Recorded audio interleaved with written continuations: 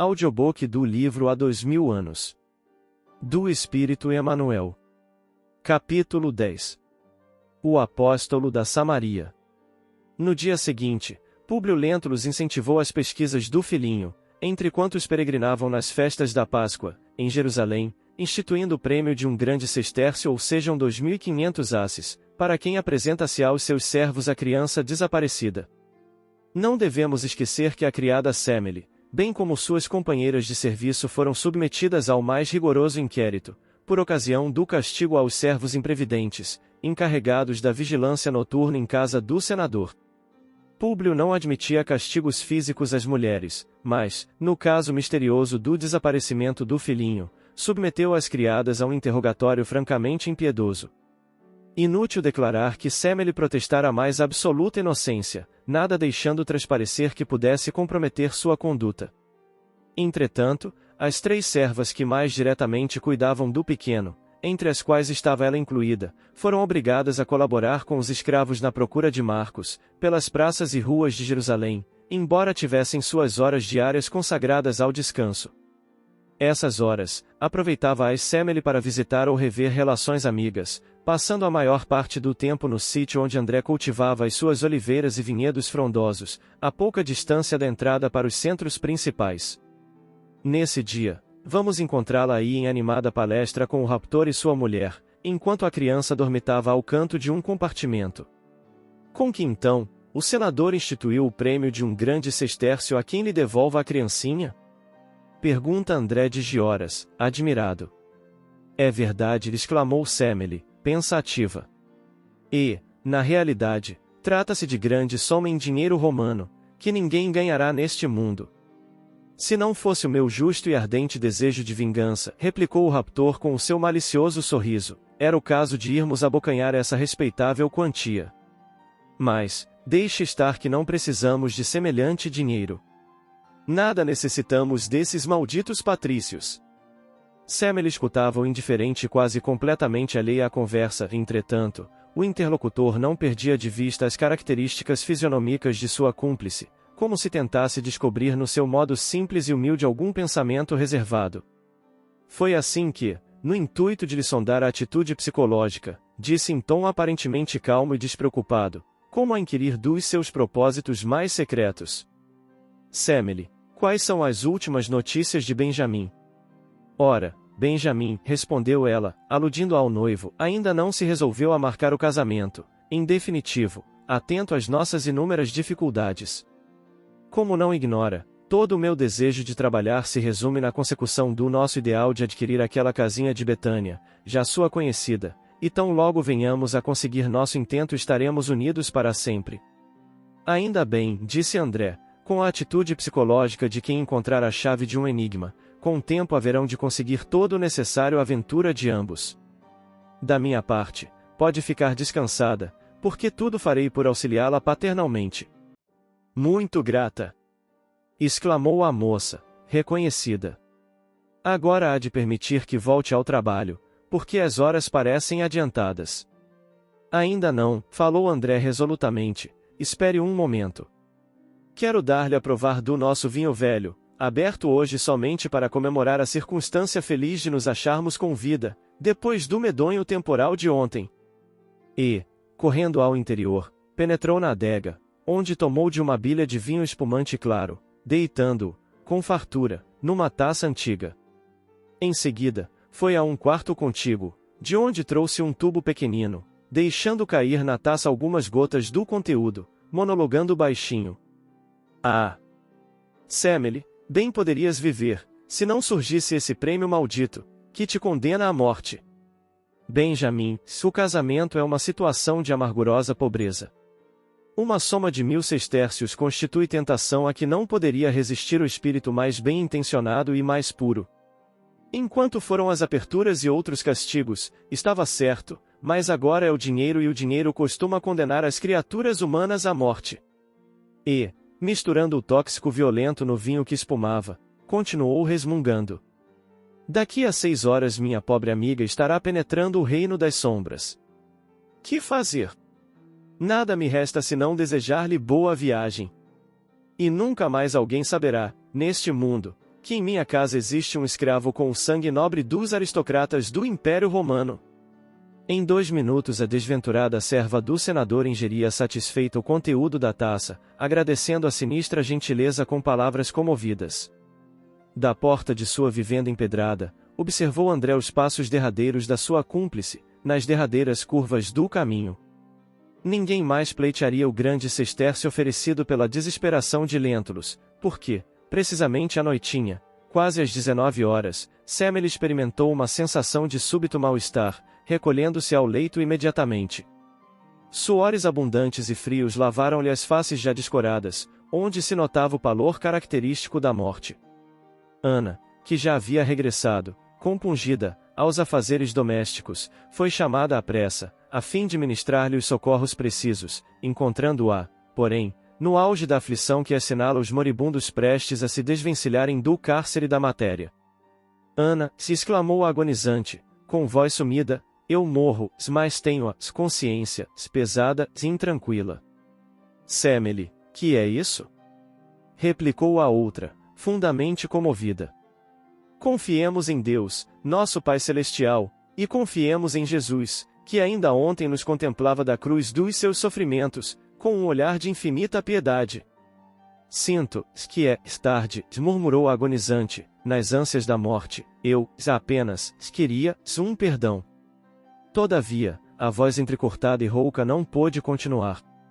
Um soluço mais forte abafara as últimas palavras, enquanto o rosto se cobria de tons violáceos, como se o coração houvesse parado instantaneamente, estringido por incontrastável força.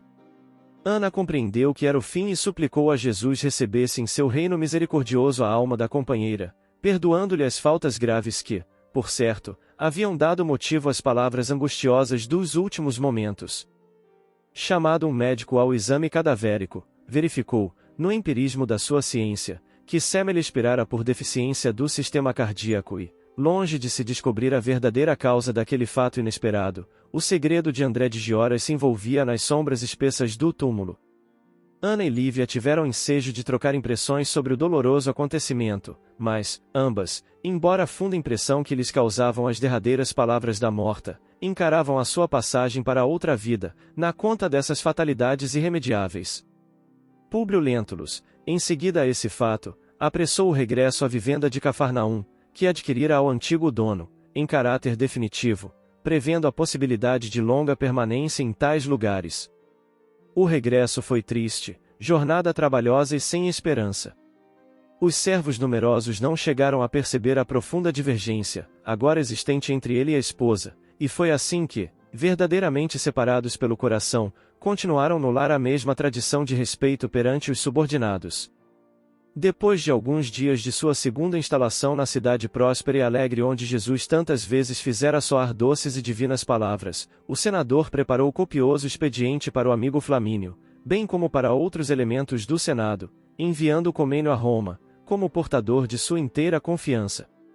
Odiando a Palestina, que tantas e tão amargas provações lhe reservara, mas preso a ela pelo desaparecimento misterioso do pequenino Marcos, o senador solicitava a Flamínio a sua intervenção particular para que seu tio Sálvio regressasse à sede dos seus serviços na capital do Império, tentando livrar-se da presença de Fúlvia naqueles lugares, porquanto lhe dizia o coração, na intimidade do pensamento, que aquela mulher tinha uma influência nefasta no seu destino e no de sua família.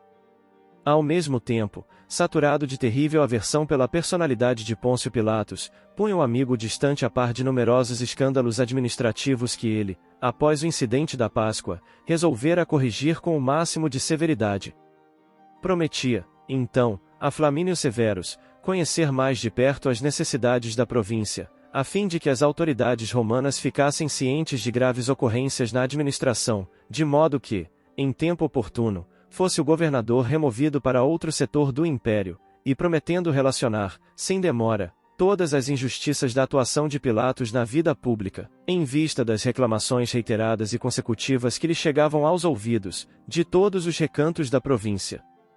Nessas cartas particulares pedia ainda, ao amigo, as providências precisas, a fim de que lhe fosse enviado um professor para a filhinha, abstendo-se, contudo, de referir-se aos dolorosos dramas da vida privada, com exceção do caso do filhinho, por ele citado nesses documentos como causa única da sua demora indefinida, em tais lugares.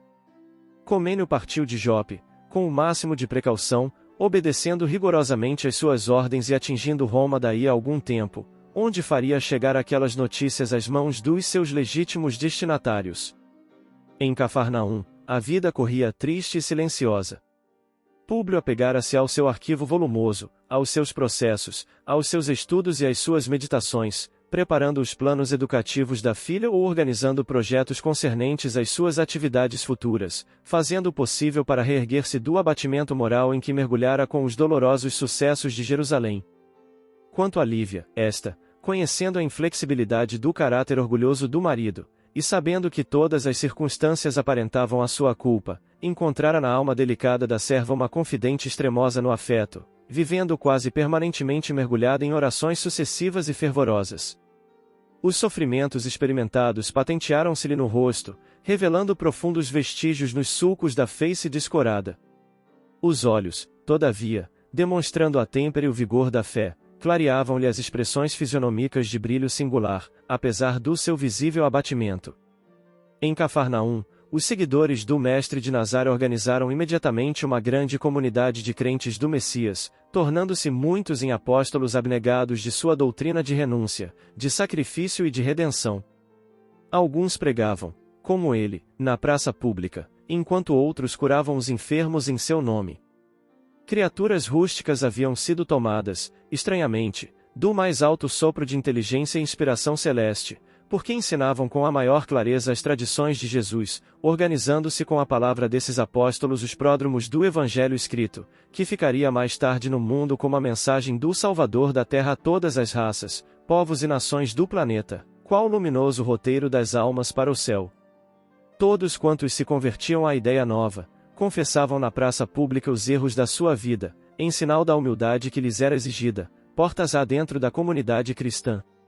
E para que o meigo profeta, de Nazaré jamais fosse esquecido em seus martírios redentores no Calvário, o povo simples e humilde, de então, organizou o culto da cruz, crendo fosse essa a melhor homenagem à memória de Jesus Nazareno. Lívia e Ana, no seu profundo amor ao Messias, não escaparam a essa adesão natural às tradições populares. A cruz era objeto de toda a sua veneração e absoluto respeito, não obstante representar, naquele tempo, o instrumento de punição para todos os criminosos escelerados. Ana continuou a frequentar as margens do lago, onde alguns apóstolos do Senhor prosseguiam cultivando as suas lições divinas, junto dos sofredores deserdados da sorte. E era comum verem-se esses antigos companheiros e ouvintes do Messias, como pegureiros humildes, atravessando estradas agrestes no mais absoluto desconforto, a fim de levarem, a todos os homens as palavras consoladoras da Boa Nova. Tipos impressionantes de homens simples e abnegados percorriam os mais longos e escabrosos caminhos, de vestes rotas e calçando alpercatas grosseiras, pregando, porém, com perfeição e sentimento, as verdades de Jesus, como se as suas frontes humildes estivessem tocadas da graça divina. Para muitos deles, o mundo não passava da Judéia ou da Síria, mas a realidade é que as suas palavras desassombradas e serenas iam permanecer no mundo para todos os séculos. Mais de um mês decorrera sobre a Páscoa de 33, quando o senador, por uma tarde formosa e quente da Galiléia, aproximou-se da esposa para lhe dizer dos seus novos propósitos. Lívia, começou ele, reservado, tenho a comunicar-lhe que pretendo viajar algum tempo, afastando-me desta casa talvez por 2 meses, em cumprimento dos meus deveres de emissário do imperador, em condições especialíssimas nesta província. Como esta viagem se verificará através de pontos numerosos, porquanto tenciono estacionar um pouco em todas as cidades do itinerário, até Jerusalém, não me é possível levá-la em minha companhia, deixando-a, neste caso, como guardiã de minha filha. Como sabe, nada mais existe entre nós que lhe outorgue o direito de conhecer minhas preocupações mais íntimas, todavia, renovo minhas palavras do dia fatal do nosso rompimento afetivo. Conservada nesta casa, apenas pela sua tarefa maternal, confio-lhe durante minha ausência a guarda de Flávia, até que chegue de Roma o velho professor que pedia Flamínio. Desejo firmemente acredite na confiança que deponho no seu propósito de regeneração, como mãe de família, e que procure restabelecer sua idoneidade que, outrora, não lhe negaria em tais circunstâncias, e espero, assim, se abstenha de qualquer ato indigno, que venha a perder minha pobre filha para sempre. Públio, pôde ainda exclamar a esposa do senador, aflitamente, tentando aproveitar aquele rápido minuto de serenidade do marido, a fim de se defender das calúnias que lhe eram assacadas pelas mais complicadas circunstâncias, mas, afastando-se repentinamente, fechado na sua severidade orgulhosa, o senador não lhe deu tempo de continuar, integrando-a, cada vez mais, no conhecimento da sua amargurada situação dentro do lar. Passada uma semana, partia ele para a sua viagem aventurosa. Animavam-no, acima de tudo, o desejo de aliviar o coração de tantos pesares, a tentativa na procura do filhinho desaparecido e o objetivo de catalogar os erros e injustiças da administração de Pilatos, de modo a alijá-lo dos poderes públicos na Palestina, em tempo oportuno. Na sua resolução, todavia, pairava um erro grave, cujas consequências dolorosas não conseguirá ou não pudera prever no seu íntimo atribulado. A circunstância de deixar esposa e filha expostas aos perigos de uma região, onde eram consideradas como intrusas, devia ser examinada mais detidamente pela sua visão de homem prático.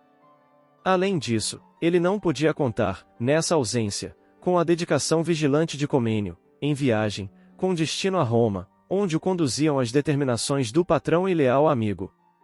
Todas essas preocupações andavam no espírito de Lívia, dotada, como mulher, de sentimento mais forte e mais justo, no plano das conjecturas e previsões. Foi assim, de alma aflita, que viu partir o marido, embora houvesse ele recomendado a numerosos servos o máximo de vigilância nos trabalhos da casa, junto aos seus familiares. Festividades solenes foram determinadas por Herodes, em Tiberíade, previamente avisado pelo senador, a respeito de sua visita pessoal àquela cidade, que representava a primeira etapa da sua longa excursão. Todas as localidades de maior destaque constavam como pontos de parada da caravana, recebendo Públio, em todas elas, as mais expressivas homenagens das administrações e contingentes de escoltas servos inúmeros, que lhe auxiliavam os serviços, naquela demorada excursão através das unidades políticas de menor importância, da Palestina. Devemos consignar, porém, que Sulpício Tarquínio se encontrava justamente em missão junto de Antipas, quando da festiva chegada de Públio Lentulus à grande cidade da Galileia. Procurou, todavia, não se fazer notado pelo senador, regressando no mesmo dia a Jerusalém, onde vamos encontrá-lo em conferência íntima com o governador, nestes termos. Sabeis que o senador Lentulus, dizia Sulpício, com o prazer de quem dá uma notícia desejada e interessante, dispôs-se a efetuar longa viagem por toda a província? Que? Fez Pilatos grandemente surpreendido. Pois é verdade. Deixei-o em Tiberíade, de onde se dirigirá para Sebaste em breves dias, crendo mesmo, segundo o programa da viagem, que pude conhecer graças ao concurso de um amigo, que não voltará a Cafarnaum nestes 40 dias. Que intuito terá o senador com viagem tão incômoda e sem atrativo? Alguma determinação secreta da sede do império? Inquiriu Pilatos, receoso de alguma punição aos seus atos injustos na administração política da província. Mas, após alguns segundos de meditação, como se o homem privado sobrepujasse as cogitações do homem público, perguntou ao lictor, com interesse. E a esposa? Não o acompanhou? Teria o senador a coragem de deixá-la só, entregue às surpresas deste país, onde se aninham tantos malfeitores? Reconhecendo que teríeis interesse em tais informes, tornou Sulpício, com fingida dedicação e satisfeita malícia, busquei inteirar-me do assunto com um amigo que segue o viajante, como elemento de sua guarda pessoal, vindo a saber que a senhora Lívia ficou em Cafarnaum, na companhia da filha, e ali aguardará o regresso do esposo. Sulpício, exclamou Pilatos, pensativo, suponho não ignoras minha simpatia pela adorável criatura a que nos referimos. Bem o sei, mesmo porque, fui eu próprio, como deveis estar lembrado, que a introduzi no vosso gabinete particular, não há muito tempo. É verdade. Por que não aproveitais este ensejo para uma visita pessoal a Cafarnaum?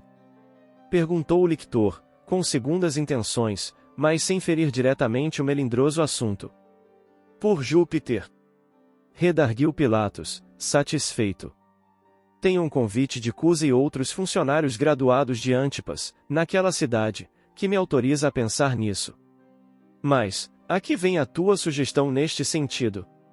Senhor, exclamou Sulpício Tarquínios, com hipócrita modéstia, antes de tudo, trata-se da vossa alegria pessoal com a realização desse projeto e, depois, tenho igualmente grande simpatia por uma jovem serva da casa, de nome Ana, cuja beleza admirável e simples é das mais sedutoras que hei visto nas mulheres nascidas em Samaria. Que é isso? Nunca te observei apaixonado. Acho que já passaste a época dos arrebatamentos da mocidade. Em todo caso, isso quer dizer que não me encontro sozinho na satisfação que me traz a ideia dessa viagem imprevista, replicou Pilatos, com visível bom humor. E, como se naquele mesmo instante houvesse elaborado todos os detalhes do seu plano, exclamou para o lictor, que o ouvia entre satisfeito e envaidecido. Sulpício, ficarás aqui em Jerusalém apenas o tempo preciso ao teu descanso ligeiro e imediato, regressando, depois de amanhã, para a Galiléia, onde irás diretamente a Cafarnaum avisar Cusa dos meus propósitos de visitar a cidade. Feito isso, irás até a residência do senador Lentulus, onde avisarás sua esposa da minha decisão, em tom discreto, cientificando-a do dia previsto para minha partida e chegada até lá. Espero que, com a atitude inconsiderada do marido, deixando-a tão só em tais regiões, venha ela pessoalmente a Cafarnaum encontrar-se comigo, de modo a distrair-se da companhia dos galileus grosseiros e ignorantes, e recordar por algumas horas os seus dias felizes da corte, junto de minha conversação e de minha amizade.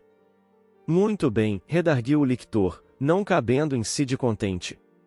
Vossas ordens serão rigorosamente cumpridas. Sulpício Tarquínios saiu alegre e confortado nos seus sentimentos inferiores, anteguzando o instante em que se aproximaria novamente da jovem samaritana, que despertara a cobiça dos seus sentidos materiais, cobiça que não tivera tempo de manifestar quando da sua permanência no serviço pessoal de Públio Lentulus. Cumprindo as determinações recebidas, vamos encontrá-lo daí a 4 dias em Cafarnaum, onde os avisos do governador foram recebidos com grande contentamento por parte das autoridades políticas. O mesmo, porém, não aconteceu na residência de Públio, onde sua presença foi recebida com reservas pelos empregados e escravos da casa. Ao seu chamado, apresentou-se-lhe Máximos, substituto de Comênio na chefia dos serviços usuais, mas que estava longe de possuir a sua energia e experiência. Atendido, solicitamente, pelo antigo servo que era seu conhecido pessoal, solicitou-lhe o lictor a presença de Ana, de quem dizia ele precisar de uma entrevista pessoal para a solução de determinado assunto. O velho criado de Lentulus não hesitou em chamá-la à presença de Sulpício, que a envolveu de olhares cúpidos e ardentes.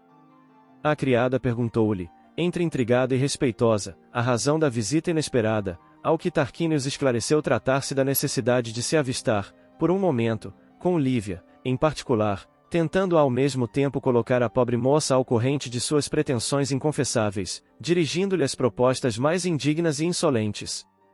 Após alguns minutos, em que se fazia ouvir nas suas expressões insultuosas, em voz abafada, que Ana escutava extremamente pálida, com o máximo de cuidado e paciência para evitar qualquer nota escandalosa a seu respeito, respondeu a digna serva com voz austera e valorosa. Senhor lictor, chamarei minha senhora para atender-vos, dentro de poucos instantes. Quanto a mim, devo afirmar-vos que estáis enganado, porquanto não sou a pessoa que supondes. E, encaminhando-se resolutamente para o interior, cientificou a senhora do persistente propósito de Sulpício em lhe falar pessoalmente, surpreendendo-se Lívia não só com o acontecimento inesperado, senão também com a expressão fisionômica da serva, presa da mais extrema palidez, depois do choque sofrido. Ana tratou de não a inteirar de pronto, do sucedido, enquanto murmurava. Senhora, o lictor Sulpício parece apressado. Presumo que não tendes tempo a perder. Todavia, sem se deixar empolgar pelas circunstâncias, Lívia buscou atender ao mensageiro com o máximo de sua habitual atenção. Ante a sua presença, inclinou-se o lictor com profunda reverência, dirigindo-se-lhe respeitoso, no cumprimento dos deveres que o traziam. Senhora, venho da parte do senhor procurador da Judéia, que tem a honra de vos comunicar a sua vinda a Cafarnaum nos primeiros dias da próxima semana. Os olhos de Lívia brilharam de justificada indignação, enquanto inúmeras conjecturas lhe assaltaram o espírito, movimentando, porém, as suas energias teve a precisa coragem para responder à altura das circunstâncias. Senhor lictor, agradeço a gentileza de vossas palavras, todavia, cumpre-me esclarecer que meu marido se encontra em viagem, neste momento, e a nossa casa ninguém recebe na sua ausência. E, com um leve sinal, fez-lhe sentir que era tempo de se retirar, o que Sulpício compreendeu, intimamente encolerizado. Despediu-se com reverências respeitosas. Surpreendido com aquela atitude, porquanto ao espírito do lictor a prevaricação de Lívia representava um fato inconteste, retirou-se sumamente desapontado, mas não sem conjecturar os acontecimentos na sua depravada malícia. Foi assim que, encontrando-se com um dos soldados de guarda à residência, seu conhecido e amigo pessoal, observou-lhe com fingido interesse. Otávio, antes de uma semana talvez aqui esteja de volta e desejaria encontrar de novo, nesta casa, a joia rara de minha felicidade e de minhas esperanças. Que joia é essa? Perguntou, curioso, o interpelado. Ana. Está bem. Fácil é o trabalho que me pedes. Mas, ouve-me bem, exclamou o lictor, pressentindo, já, que a presa tudo faria por fugir-lhe das mãos. Ana costuma ausentar-se frequentemente caso isso se verifique. Espero que a tua amizade não me falte com os informes necessários, no instante oportuno. Pode contar com a minha dedicação. Acabando de ouvir o pormenor mais importante desse diálogo, voltemos ao interior, onde Lívia, de alma opressa, confia à serva amiga e devotada as conjecturas dolorosas que lhe pesavam no coração.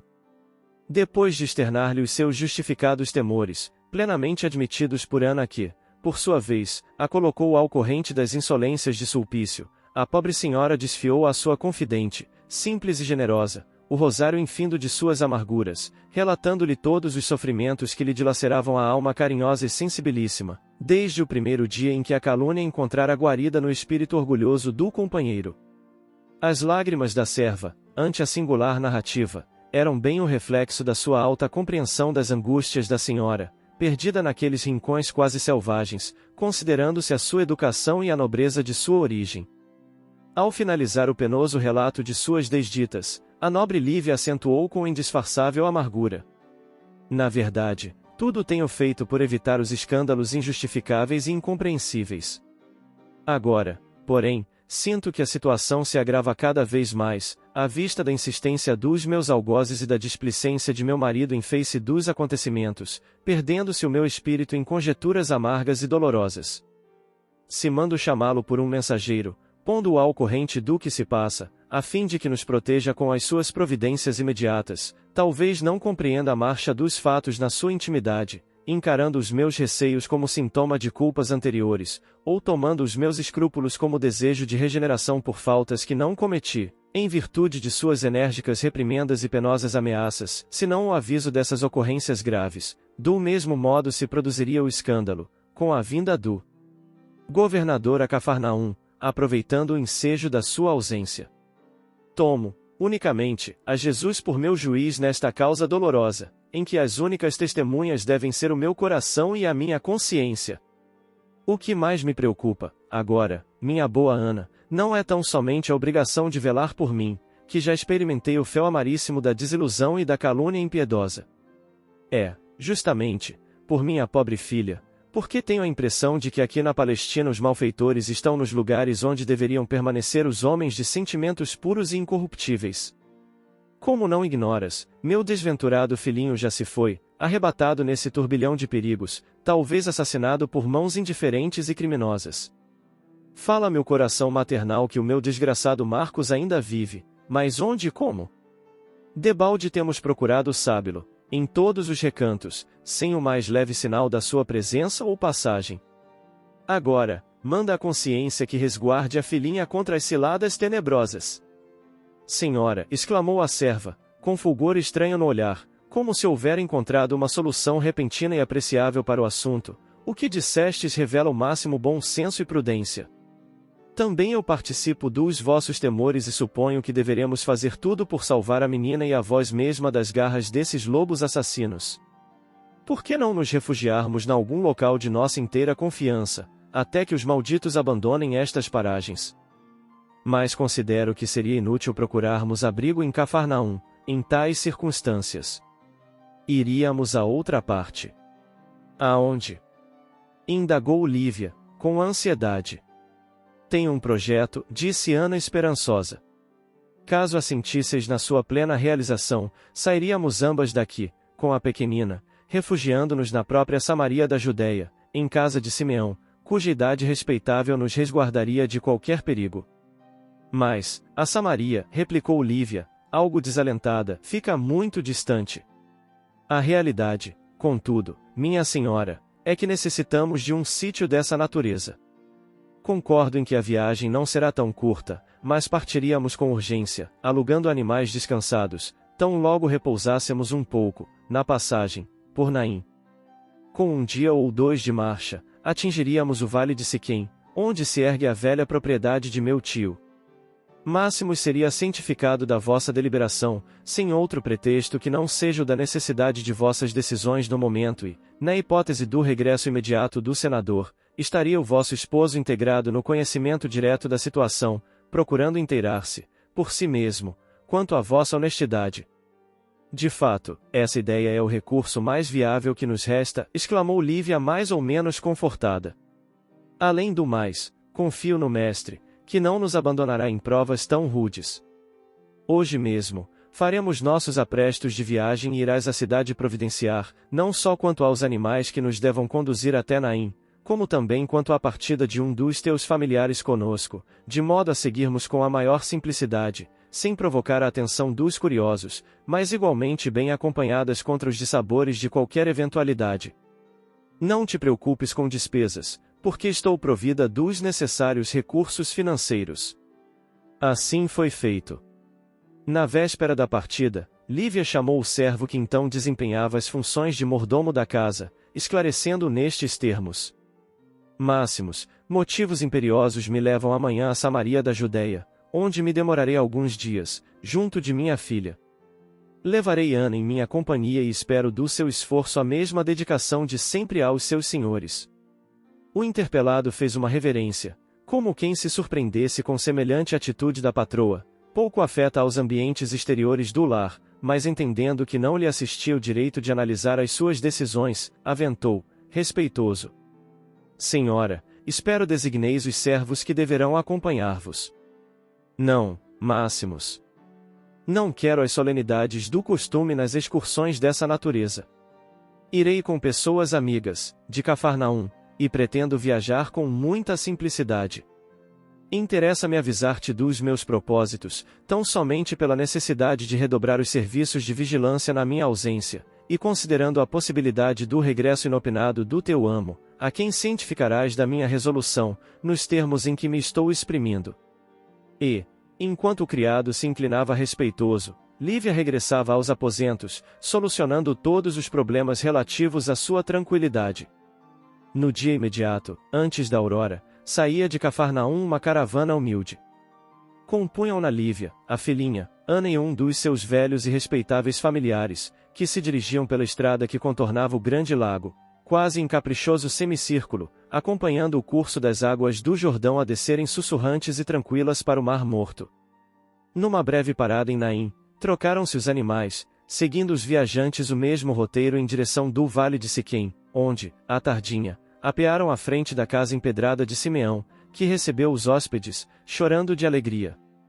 O ancião de Samaria parecia tocado de uma graça divina, tal o movimento notável que desenvolvera em toda a região, não obstante a sua idade avançada, espalhando os consoladores ensinamentos do profeta de Nazaré. Entre oliveiras umbrosas e frondejantes, erguera uma grande cruz, pesada e tosca, colocando nas suas proximidades ampla mesa rústica, em torno da qual se assentavam os crentes, em pobres bancos improvisados, para lhe ouvirem a palavra amiga e confortadora. 5 dias venturosos decorreram ali para as duas mulheres, que se encontravam à vontade naquele ambiente simples. De tarde, sob as carícias da natureza livre e sadia, no seio verde da paisagem harmoniosa, reunia-se a assembleia humilde dos samaritanos, inclinados a aceitar os pensamentos de amor e de misericórdia sublime do Messias Nazareno. Simeão, que ali vivia sem a companheira que Deus já havia levado e sem os filhos que, por sua vez, já haviam constituído família, em aldeias distantes, assumia a direção de todos, como patriarca venerável na sua calma senectude, relatando os fatos da vida de Jesus como se a inspiração divina o bafejasse em tais instantes, Tal a profunda beleza filosófica dos comentários e das preces improvisadas com a amorosa sinceridade do seu coração. Quase todos os presentes, naquela mesma poesia simples da natureza, como se estivessem ainda bebendo as palavras do mestre junto do garizim, choravam de comoção e deslumbramento espiritual, tocados pela sua palavra profunda e carinhosa, magnetizados pela formosura das suas evocações saturadas de ensinamentos raros, de caridade e meiguice. Nessa época, os cristãos não possuíam os evangelhos escritos, que somente um pouco depois apareciam no mundo grafados pelos apóstolos, razão pela qual todos os pregadores da Boa Nova colecionavam as máximas e as lições do Mestre, de próprio punho ou com a cooperação dos escribas do tempo, catalogando-se, desse modo, os ensinamentos de Jesus para o estudo necessário nas assembleias públicas das sinagogas. Simeão, que não possuía uma sinagoga, seguia, porém, o mesmo método. Com a paciência que o caracterizava, escreveu tudo o que sabia do Mestre de Nazaré, para recordá-lo nas suas reuniões humildes e despretensiosas, prontificando-se do melhor grado a registrar todas as lições novas do acervo de lembranças dos seus companheiros, ou daqueles apóstolos anônimos do cristianismo nascente, que, de passagem por sua velha aldeia, cruzavam a Palestina em todas as direções. Fazia 6 dias que as hóspedes se retemperavam naquele ambiente caricioso, quando o respeitável ancião, naquela tarde, em suas costumeiras evocações do Messias, se afigurava tocado de influências espirituais das mais excelsas. As derradeiras meias tintas do crepúsculo entornavam na paisagem um tom de esmeraldas e topázios, eterizados sob um céu azul indefinível. No seio da assembléia heterogênea, notava-se a presença de criaturas sofredoras, de todos os matizes, que ao espírito de Lívia lembravam a tarde memorável de Cafarnaum, quando ouvirá o Senhor pela primeira vez.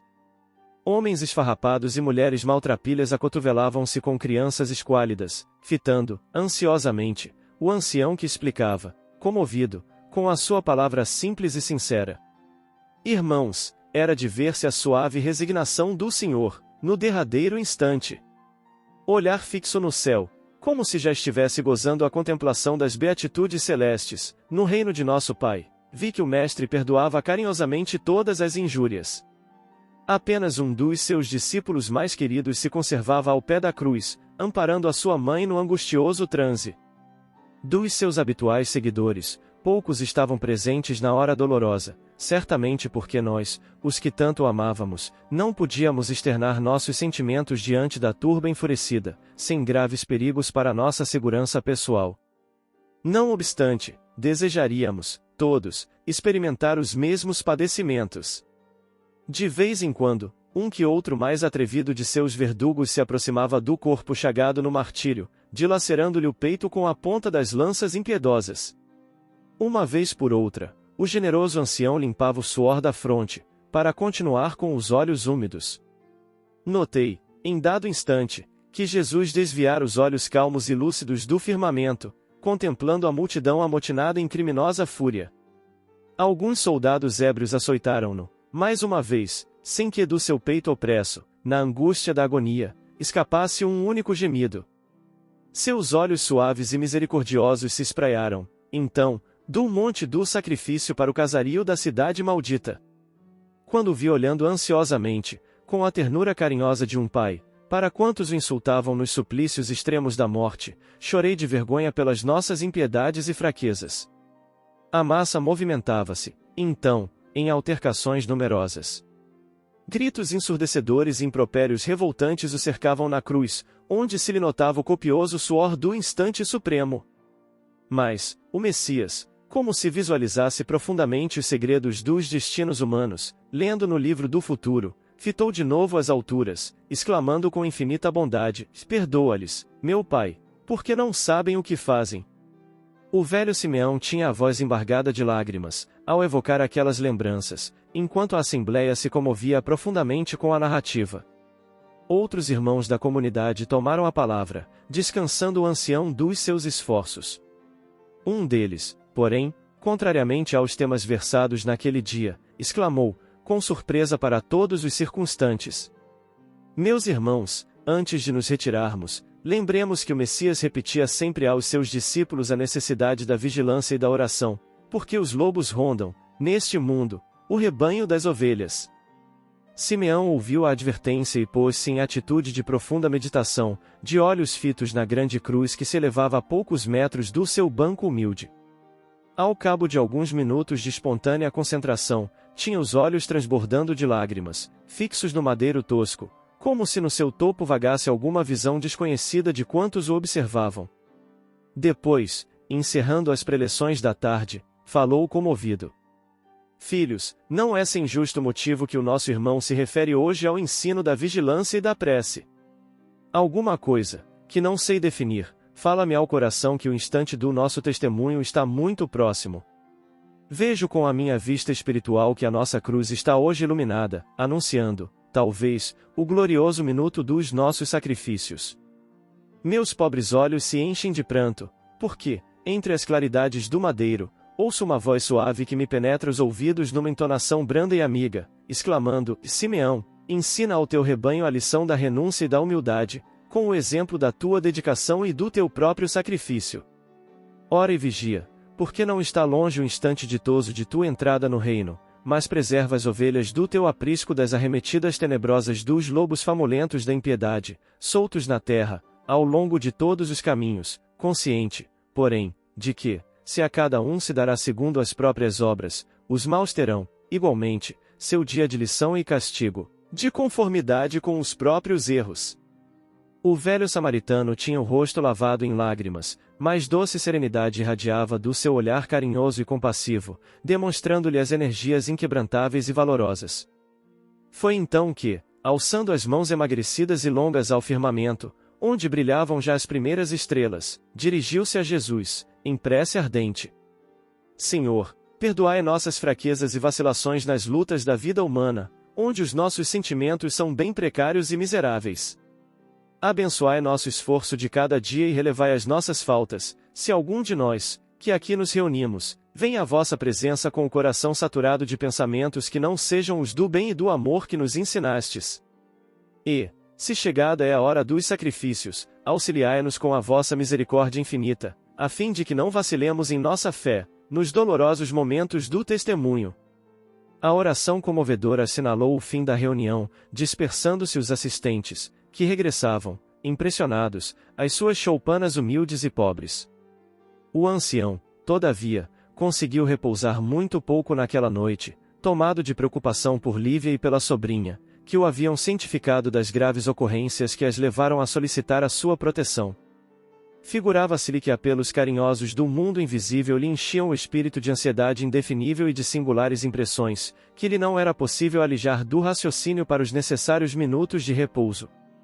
Contudo, enquanto ocorriam esses fatos no vale de Siquém, voltemos a Cafarnaum, onde, na mesma tarde, chegará o governador com grande aparato. No burburinho das festanças numerosas, organizadas pelos prepostos de Herodes Antipas, o primeiro pensamento do viajante ilustre não nos pode ser olvidado. Sulpício, porém, após palestrar longamente com seu amigo Otávio, nas proximidades da residência do senador, onde foi posto ao corrente de todos os fatos, voltou a informá-lo de que ambas as presas cobiçadas haviam fugido como aves viajoras, para os bosques da Samaria. O governador surpreendeu-se com a resistência daquela mulher, tão acostumado estava ele às conquistas fáceis, admirando-lhe, intimamente, o nobre heroísmo e pensando que, afinal, constituía a atitude injustificável da sua parte tal rebeldia no assédio, mesmo porque, não lhe faltariam mulheres tentadoras e formosas, desejosas de captarem a sua estima, no caminho da sua alta posição social na Palestina. Ao mesmo tempo que dava curso a esses pensamentos, o espírito perverso do lictor, anteguzando a trabalhosa conquista da sua vítima, murmurava-lhe ao ouvido: Senhor governador, se consentirdes, irei a Samaria da Judéia informar-me do assunto. Daqui ao vale de Siquém deve mediar pouco mais de 30 milhas, o que vem a ser um salto para os nossos cavalos. Levaria comigo 6 soldados, bastando esses homens para manter a ordem em qualquer lugar destas paragens. Sulpício, por mim, não vejo mais necessidade de semelhantes providências, exclamou Pilatos, resignado. Mas, agora, explicou o lictor, com interesse, se não é por vós, deve ser por mim, porque me sinto escravizado a uma mulher que devo possuir de qualquer maneira. Sou eu agora quem vos pede, humildemente, a concessão dessas providências, acentuou ele desesperado, no auge dos seus pensamentos impuros.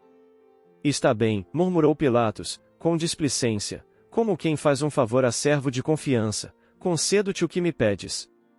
Acho que o amor de um romano deve superar qualquer afeição dos escravos deste país. Podes partir, levando contigo os elementos da tua amizade, sem te esqueceres, porém, de que devemos regressar a Nazaré, de hoje a 3 dias. Não te bastarão 2 dias para esse cometimento? Mas, continuou o lictor, maliciosamente, e se houver alguma resistência?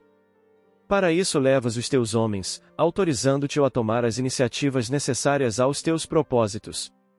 Em qualquer missão, jamais te esqueças prestar aos patrícios os favores da nossa consideração, mas, aos que o não sejam, faze a justiça do nosso domínio e da nossa força implacáveis. Na mesma noite, Sulpício Tarquínios escolheu os homens de mais confiança, e, pela madrugada, 7 cavaleiros audaciosos puseram-se a caminho, trocando os ginetes fogosos, nas paradas mais importantes, em demanda de Samaria. O lictor encaminhava-se para a sua aventura, como quem segue para o desconhecido, com o propósito firme de atingir os fins sem cogitar dos meios. Turbilhonavam-lhe no cérebro pensamentos condenáveis, afogando o coração inquieto e louco numa onda de anseios criminosos e indefiníveis.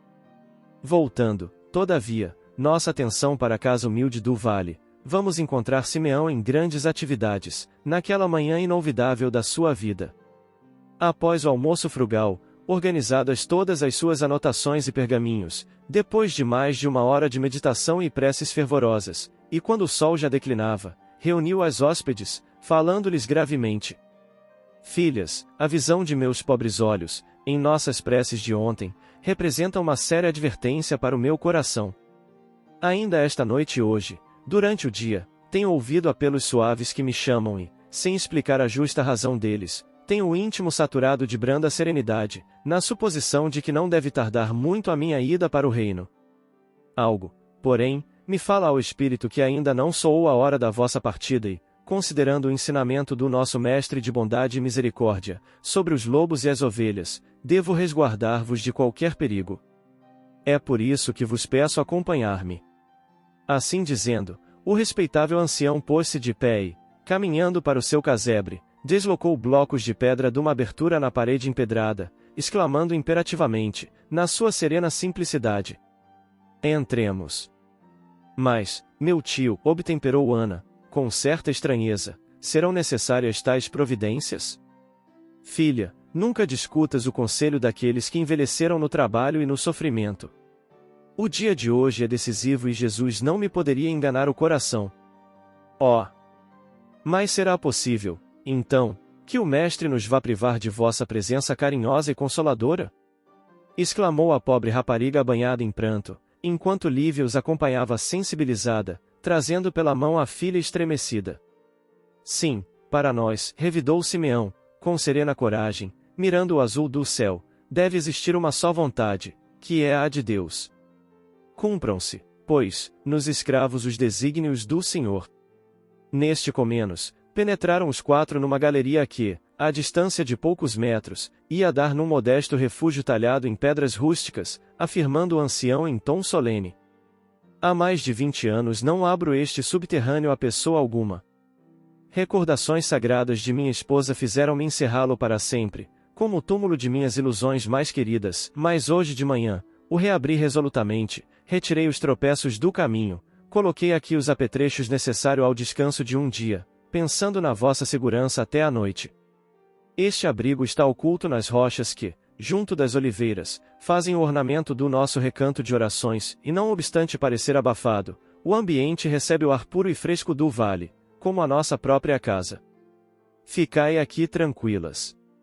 Alguma coisa me diz ao coração que estamos atravessando horas decisivas. Trouxe o alimento preciso para as 3, durante as horas da tarde, e caso eu não volte até a noitinha, já sabem como devem mover a porta empedrada que dá para meu quarto. Daqui, ouvem-se os rumores das cercanias, o que vos possibilitará a compreensão de qualquer perigo. E mais ninguém conhece este refúgio? Perguntou Ana, ansiosa. Ninguém, a não ser Deus e os meus filhos ausentes. Lívia, profundamente comovida, ergueu então a voz do seu sincero agradecimento. Simeão, disse ela, eu, que conheço a têmpera do inimigo, justifico os vossos temores.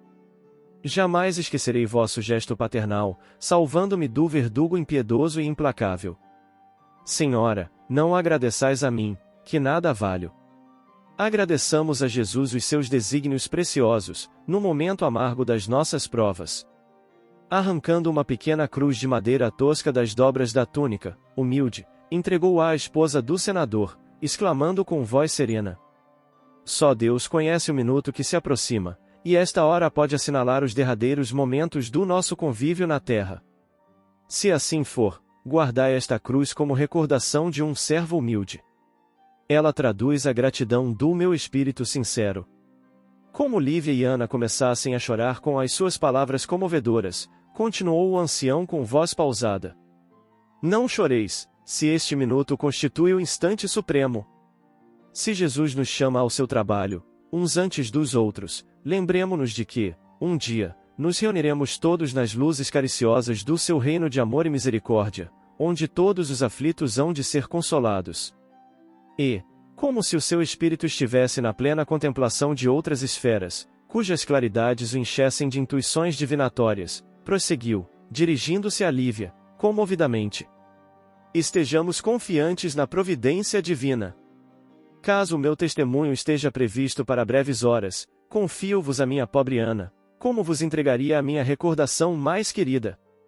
Depois que abracei as lições do Messias, todos os filhos do meu sangue me desampararam, sem me compreenderem os propósitos mais santos do coração. Ana, porém, apesar da sua juventude, entendeu, comigo, o doce crucificado de Jerusalém. Quanto a ti, Ana, disse pousando a destra na fronte da sobrinha, ama a tua patroa como se fosses a mais humilde das suas escravas. Nesse instante, porém, um ruído mais forte penetrou no recinto, como se um barulho incompreensível proviesse das rochas, parecendo mais um tropel de numerosos cavalos que se iam aproximando. O ancião fez um gesto de despedida, enquanto Lívia e Ana se ajoelharam diante da sua figura austera e carinhosa, ambas, entre lágrimas, tomaram-lhe as mãos encarquilhadas, que cobriam de beijos afetuosos. Num relance, Simeão transpôs a pequena galeria, reajustando as pedras na parede com o máximo cuidado. Em poucos minutos, abria as portas da casa humilde e generosa Sulpício Tarquínios e seus companheiros, compreendendo, afinal, que as advertências de Jesus, no silêncio de suas orações fervorosas, não haviam falhado. O lictor dirigiu-lhe a palavra sem qualquer cerimônia, fazendo o possível por eliminar a impressão que lhe causava a majestosa aparência do ancião, com os seus olhos altivos e serenos e as longas barbas encanecidas. Meu velho, exclamou desabridamente, por intermédio de teus conhecidos já sei que te chamas Simeão, e igualmente que hospedas aqui uma nobre senhora de Cafarnaum, com a sua serva de confiança. Venho da parte das mais altas autoridades para falar particularmente com essas senhoras, na maior intimidade possível. Enganai-vos, lictor, murmurou Simeão, com humildade. De fato, a esposa do senador Lentulus passou por estas paragens, todavia, apenas pela circunstância de se fazer acompanhar por uma de minhas sobrinhas netas, deu-me a honra de repousar nesta casa algumas horas. Mas deves saber onde se encontram neste momento. Não posso dizê-lo. Ignoras, porventura? Sempre entendi, replicou o ancião corajosamente, que devo ignorar todas as coisas que venham a ser conhecidas para o mal de meus semelhantes. Isso é outra coisa, redarguiu Sulpício, encolerizado, como um mentiroso de quem se descobrissem os pensamentos mais secretos. Quer dizer, então, que me ocultas o paradeiro dessas mulheres, por simples caprichos da tua velhice caduca? Não é isso. Conhecendo que no mundo somos todos irmãos, sinto-me no dever de amparar os mais fracos contra a perversidade dos mais fortes. Mas, eu não as procuro para fazer mal algum e chamo-te a atenção para estas insinuações insultuosas, que merecem a punição da justiça. Lictor, revidou Simeão, com grande serenidade, se podeis enganar os homens, não enganais a Deus com os vossos sentimentos inconfessáveis e impuros. Sei dos propósitos que vos trazem a estes sítios e lamento a vossa impulsividade criminosa. Vossa consciência está obscurecida por pensamentos delituosos e impuros, mas todo momento é um ensejo de redenção, que Deus nos concede na sua infinita bondade. Voltai atrás da insídia que vos trouxe e ide noutros caminhos, porque assim como o homem deve salvar-se pelo bem que pratica, pode também morrer pelo fogo devastador das paixões que o arrastam aos crimes mais hediondos. Velho infame, se exclamou Sulpício Tarquínios, rubro de cólera, enquanto os soldados observavam, admirados, a serena coragem do valoroso ancião da Samaria. Bem me disseram teus vizinhos, ao me informarem a teu respeito, que és o maior feiticeiro destas paragens.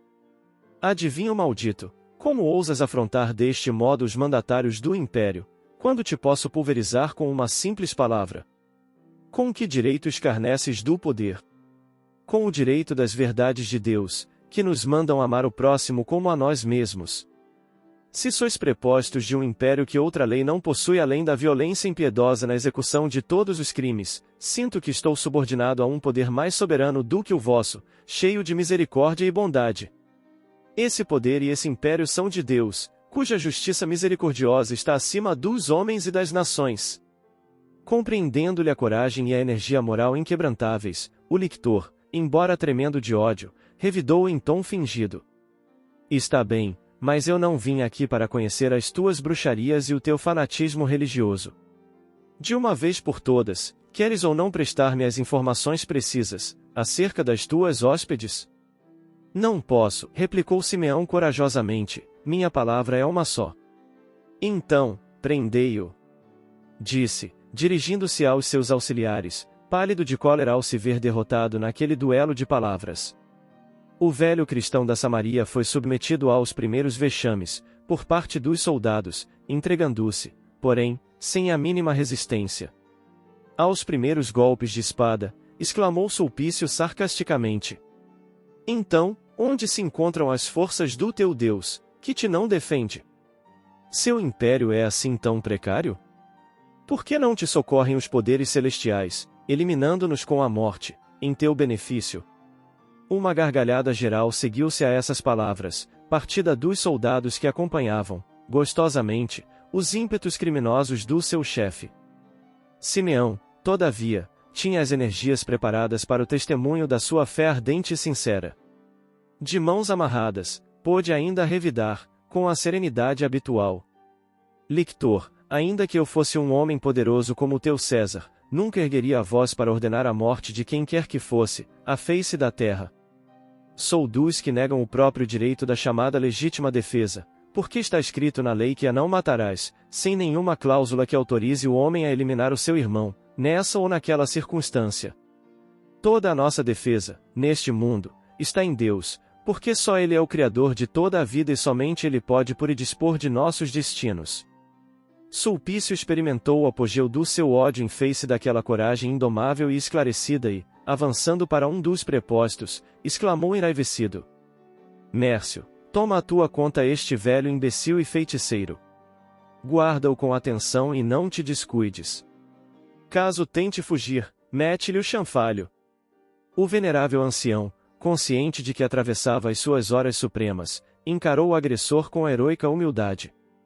Sulpício e os companheiros invadiram-lhe a casa e o quintal, expulsando-lhe uma velha serva, a palavrões e pedradas.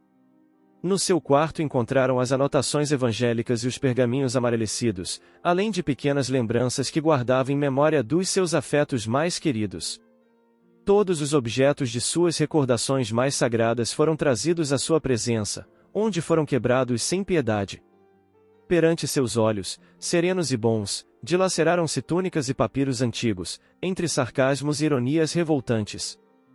Terminada a devassa, o lictor, de mãos nas costas, examinando, intimamente, a melhor maneira de arrancar-lhe a desejada confissão sobre o paradeiro de suas vítimas, andou pelas adjacências mais de 2 horas, voltando à mesma sala, onde o interpelou novamente. Simeão, disse ele com interesse, satisfaze os meus desejos e te concederei a liberdade. Por esse preço, toda a liberdade me seria penosa. Deve preferir-se a morte a transigir com o mal, respondeu o ancião com a mesma coragem. Sulpício Tarquínios rilhou os dentes de fúria, ao mesmo tempo que gritava possesso. Miserável! saberei arrancar-te a confissão necessária. Isso dizendo, encarou fixamente o enorme cruzeiro que se levantava a poucos metros da porta e, como se houvesse escolhido o melhor instrumento de martírio para arrancar-lhe a revelação desejada, dirigiu-se aos soldados em voz soturna. Amarremo-lo à cruz, como o mestre das suas feitiçarias. Recordando-se dos grandes momentos do Calvário, o ancião deixou-se levar sem nenhuma relutância, agradecendo, intimamente, a Jesus pelo seu aviso providencial, a tempo de salvar das mãos do inimigo aquelas que considerava como filhas muito amadas. Num ápice os soldados o amarraram na base do pesado madeiro, sem que a vítima demonstrasse um único gesto de resistência. Avizinhara-se o crepúsculo, e Simeão recordou que, horas antes, sofria o Senhor com mais intensidade. Em prece ardente, suplicou ao Pai Celestial ânimo e resignação para o angustioso transe. Lembrou-se dos filhos ausentes, rogando a Jesus que os acolhesse no manto de sua infinita misericórdia. Foi nesse ínterim que, amarrado à base da cruz pelos braços, pelo tronco e pelas pernas, viu que se aproximavam alguns dos companheiros de suas preces habituais para as reuniões do crepúsculo, os quais foram logo detidos pelos soldados e pelo chefe implacável. Inquiridos, quanto ao ancião que ali se encontrava, com o dorso seminu para os tormentos do açoite, todos, sem exceção de um só, alegaram não conhecê-lo. Mais que os ataques dos impiedosos romanos, semelhante ingratidão doeu-lhe fundo, no espírito generoso e sincero, como se envenenado espinho lhe penetrasse o coração. Todavia, recompôs imediatamente as suas energias espirituais, contemplando o alto, murmurou baixinho, numa prece ansiosa e ardente. Também vós, Senhor, fostes abandonado. Éreis o Cordeiro de Deus, inocente e puro, e sofrestes as dores mais amargas, experimentando o fel das traições mais penosas. Não seja, pois, o vosso servo, mísero e pecador, que renegue os martírios purificadores do testemunho. A essa hora, já o recinto se encontrava repleto de pessoas que, de conformidade com as determinações de Sulpício, deveriam permanecer nos bancos grosseiros, dispostos em semicírculo, de modo a assistirem à cena selvagem, a título de escarmento para quantos viessem a desobedecer à justiça do império. O primeiro soldado, à ordem do chefe, iniciou o flagício.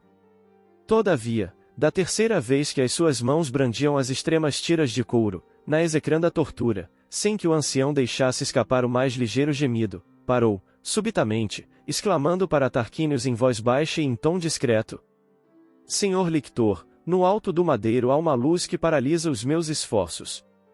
Encolerizado, mandou Sulpício que um novo elemento o substituísse, mas o mesmo se repetiu com os seus algozes chamados ao trabalho sinistro.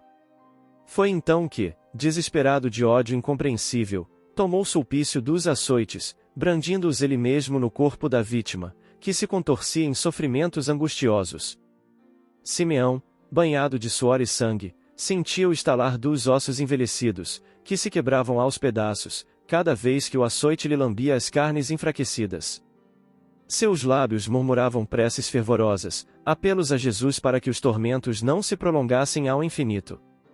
Todos os presentes, não obstante o terror que os levará à defecção para com o velho discípulo de Jesus, viam-lhe, com lágrimas, os inomináveis padecimentos.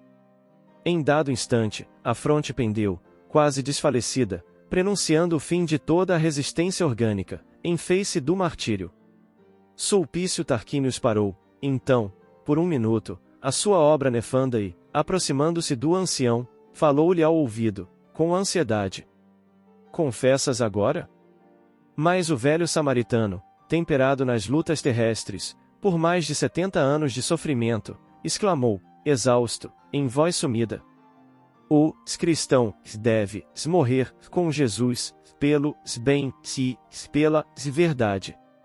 Morre, então, miserável, gritou Sulpício, em voz estentórica e, tomando da espada, enterrou-lhe a lâmina no peito deprimido. Viu-se o sangue jorrar em borbotões vermelhos e abundantes. Nessa hora, cansado já do martírio, o ancião viu sem temor o ato supremo que poria termoar os seus padecimentos. Experimentou a sensação de um instrumento estranho que lhe abria o peito dolorido, sufocado por mortal angústia. Num relance, porém, lobrigou duas mãos de neve translúcida, que pareciam alisar-lhe carinhosamente os cabelos embranquecidos. Notou que o cenário se havia transformado, enquanto fechara ligeiramente os olhos, num momento doloroso. O céu não era o mesmo, nem mais à sua frente via traidores e verdugos. O ambiente estava saturado de luz branda e reconfortante, enquanto aos seus ouvidos chegavam os ecos suaves de uma cavatina do céu, entoada, talvez, por artistas invisíveis. Ouvia cânticos esparsos, exaltando as dores de todos os desventurados, de todos os aflitos do mundo, divisando, maravilhado o sorriso acolhedor de entidades lúcidas e formosas. Afigurava-se-lhe reconhecer a paisagem que o recebia. Supunha-se transportado aos deliciosos recantos de Cafarnaum, nos instantes suaves em que se preparava para receber a bênção do Messias, jurando haver aportado, por processo misterioso, numa Galiléia de flores mais ricas e de firmamento mais belo.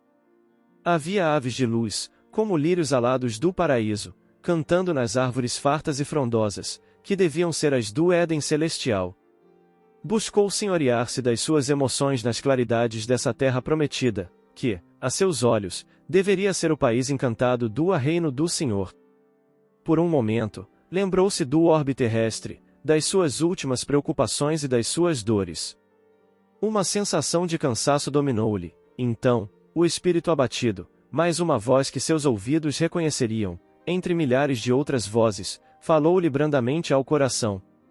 Simeão, chegado é o tempo do repouso. Descansa agora das mágoas e das dores, porque chegaste ao meu reino, onde desfrutarás eternamente da misericórdia infinita do nosso Pai. Pareceu-lhe, afinal, que alguém o tomara de encontro ao peito, com o máximo de cuidado e carinho. Um bálsamo suave adormentou o seu espírito exausto e amargurado. O velho servo de Jesus fechou, então, os olhos, placidamente, acariciado por uma entidade angélica que pousou, de leve, as mãos translúcidas sobre o seu coração desfalecido. Voltando, porém, ao doloroso espetáculo, vamos encontrar, junto à casa do ancião de Samaria, regular massa de povo que assistia, transida de terror, a cena tenebrosa. Amarrado ao madeiro, o cadáver do velho Simeão golfava sangue pela enorme ferida aberta no coração. A fronte pendida para sempre, como se reclamasse o repouso da terra generosa, suas barbas veneráveis se tingiam de rubro, aos salpicos de sangue das vergastadas, porque Sulpício, embora sabendo que o golpe de espada era o detalhe final do tenebroso drama, continuava a açoitar o cadáver colado à cruz infamante do martírio.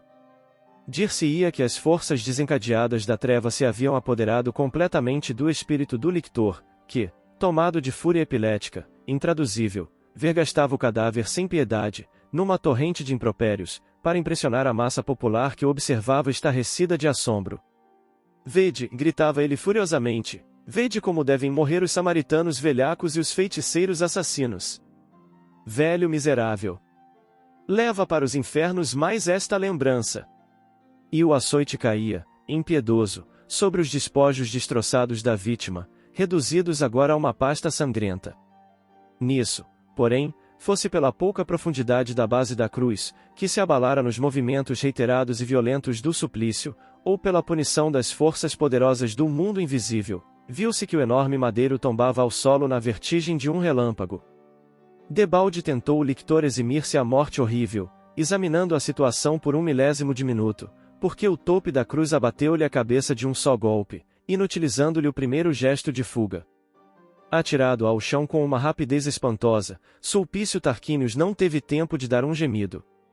Pela base do crânio, esmigalhado, escorria a massa encefálica misturada de sangue. Num átimo, todos acorreram ao corpo abatido do lobo, trucidado depois do sacrifício da ovelha. Um dos soldados examinou-lhe, detidamente, o peito, onde o coração ainda pulsava nas derradeiras expressões de automatismo.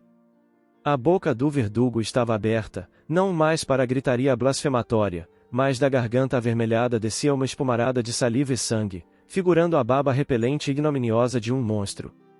Seus olhos estavam desmesuradamente abertos, como se fitassem, eternamente, nos espasmos do terror, uma interminável falange de fantasmas tenebrosos. Impressionados com o acidente imprevisto, no qual adivinhavam a influência da misteriosa luz que haviam lobrigado no topo do cruzeiro, os soldados ignoravam como providenciar naquela conjuntura, igualmente confundidos na onda de espanto e surpresa geral dos primeiros momentos. Foi nesse instante que assomou à porta a figura nobre de Lívia, pálida de amarga perplexidade. Ela e Ana, no interior da cava onde se haviam refugiado, pressentiram o perigo, permanecendo ambas em fervorosas preces, implorando a piedade de Jesus naquelas horas angustiosas.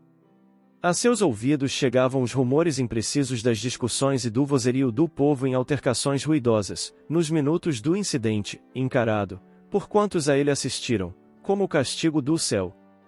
Ambas, aflitas e ansiosas, considerando o adiantado da hora, deliberaram sair, fossem quais fossem as consequências da sua resolução.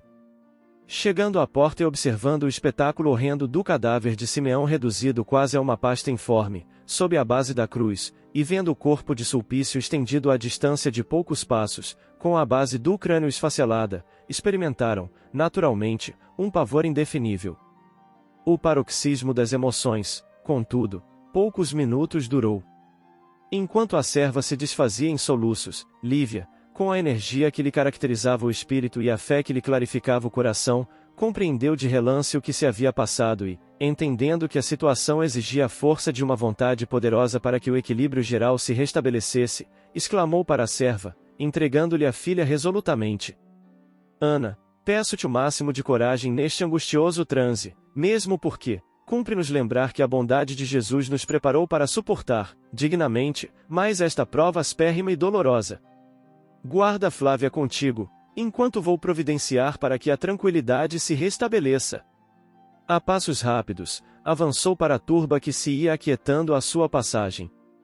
Aquela mulher, de beleza nobre e graciosa, deixava transparecer no olhar uma chama de profunda indignação e amargura. Seu aspecto severo denunciava a presença de um anjo vingador, surgido entre aquelas criaturas ignorantes e humildes, no momento oportuno. Aproximando-se da cruz, onde jaziam os dois cadáveres, cercados pela confusão, implorou de Jesus a coragem e fortaleza necessárias para dominar o nervosismo e a inquietação de todos que a rodeavam. Sentiu que força sobre-humana se apossara da sua alma no momento preciso. Por um minuto, pensou no esposo, nas convenções sociais, no escândalo rumoroso daqueles acontecimentos, mas o sacrifício e a morte gloriosa de Simeão eram para ela o exemplo mais confortador e mais santo. Tudo olvidou para se lembrar de que Jesus pairava acima de todas as coisas transitórias da terra, como o mais alto símbolo de verdade e de amor, para a felicidade imorredoura de toda a vida.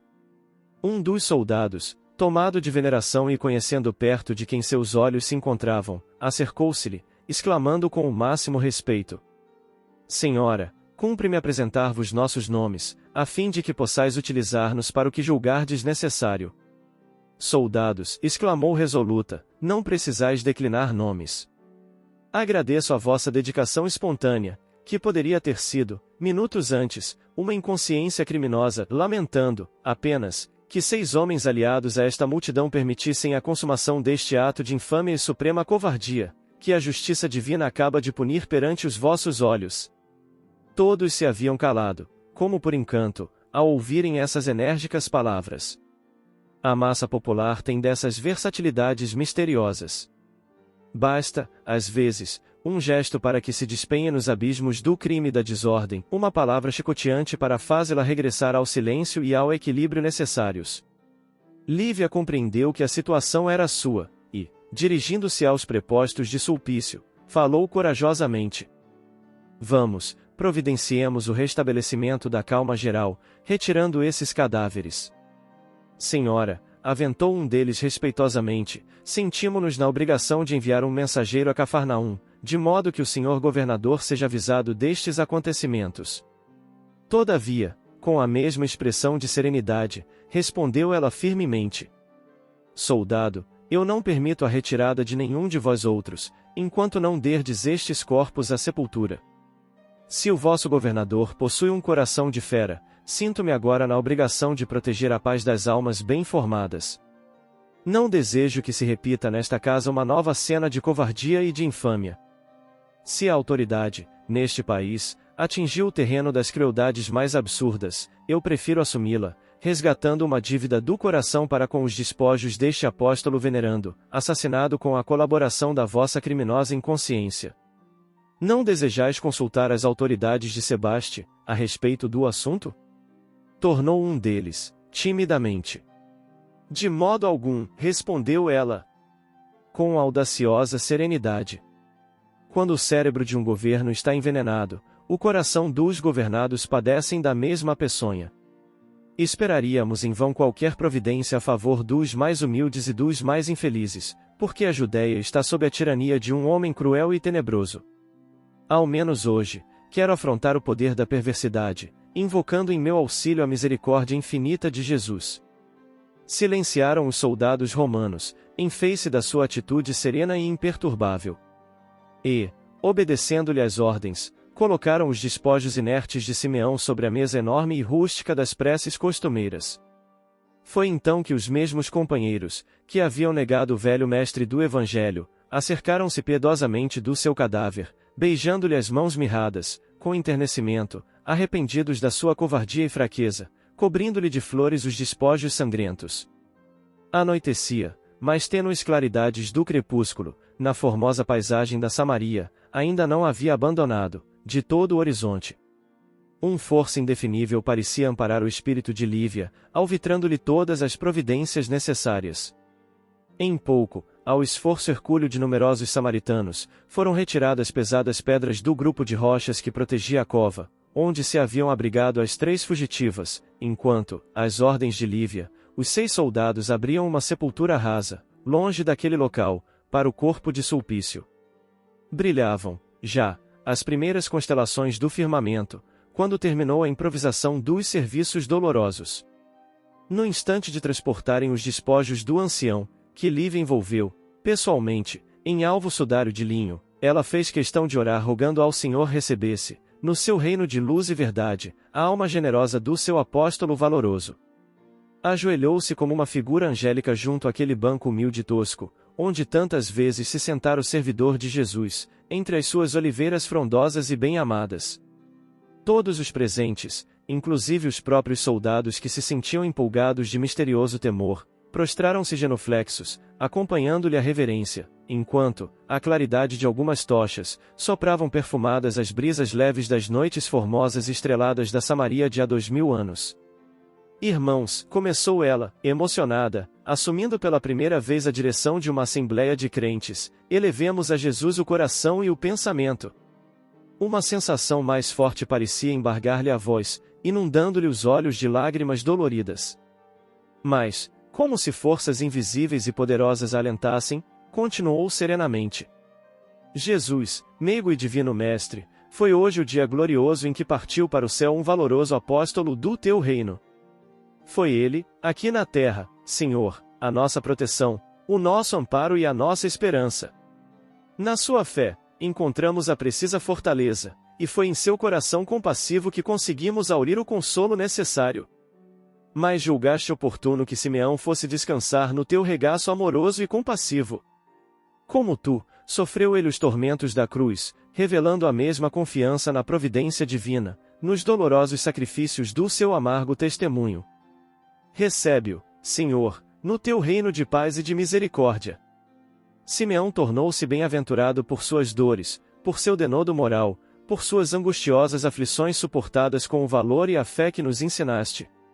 Ampara-o nas claridades do paraíso do teu amor inesgotável, e que nós, exilados na saudade e na amargura, aprendamos a lição luminosa do teu valoroso apóstolo da Samaria.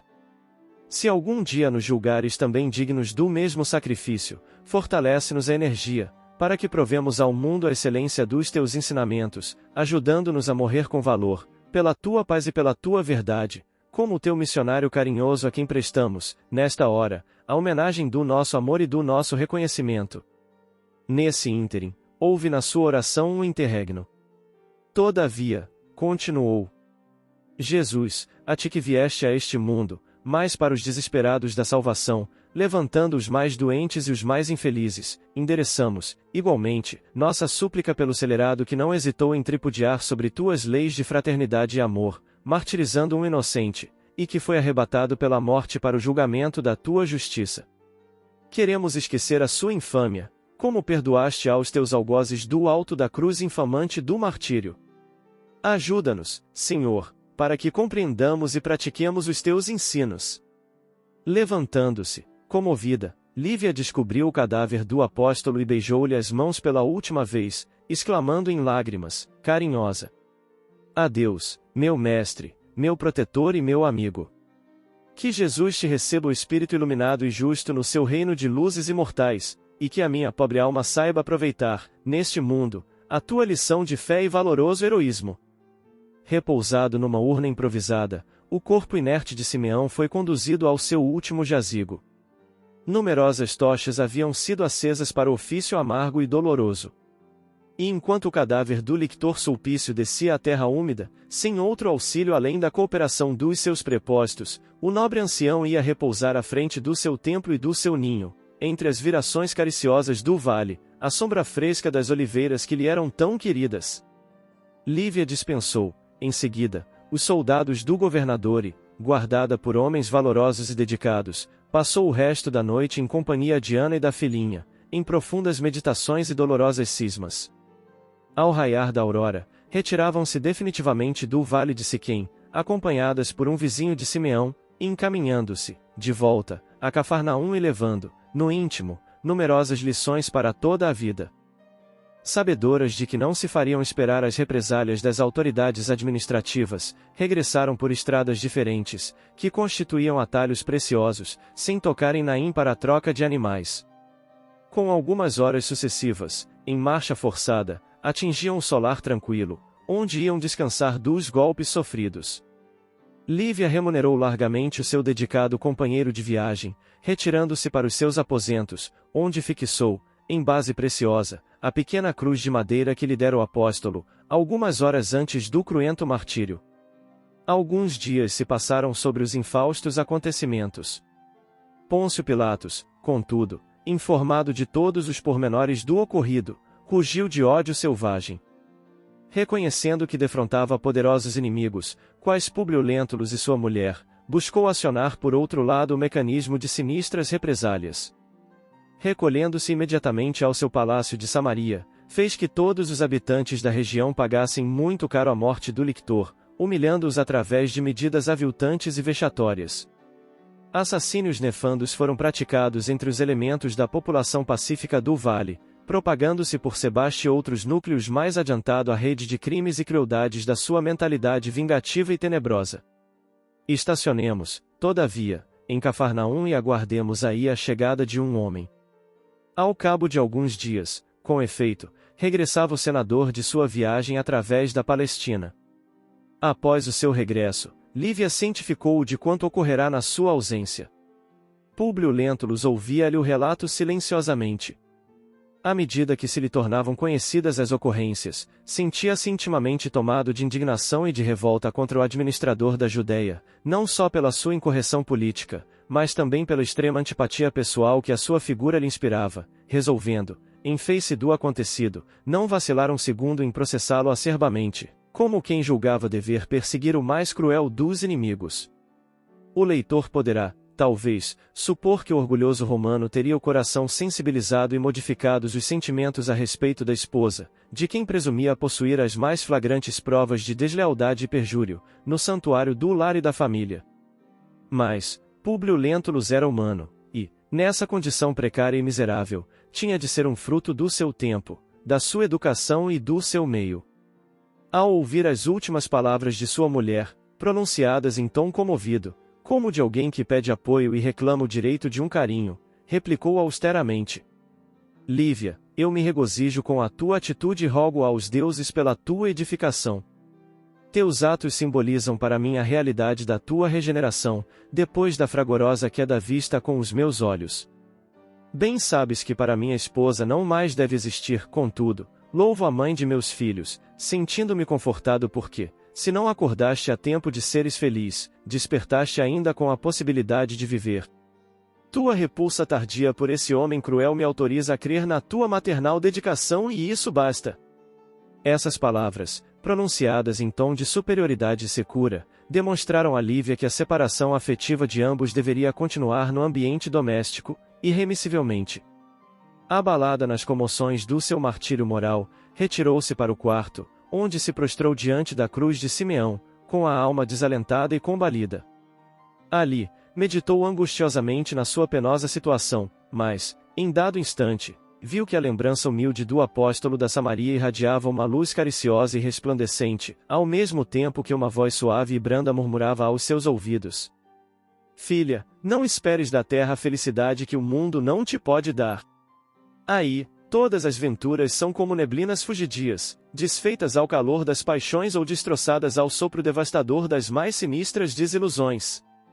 Espera, porém, o reino da misericórdia divina, porque nas moradas do Senhor há bastante luz para que floresçam as mais santificadas esperanças do teu coração maternal. Não aguardes, pois, da terra, mais que a coroa de espinhos do sacrifício. A esposa do senador não se surpreendeu com o fenômeno. Conhecendo de oitiva a ressurreição do Senhor, tinha a convicção plena de que se tratava da alma redimida de Simeão, que a seu ver voltava das luzes do reino de Deus para lhe confortar o coração.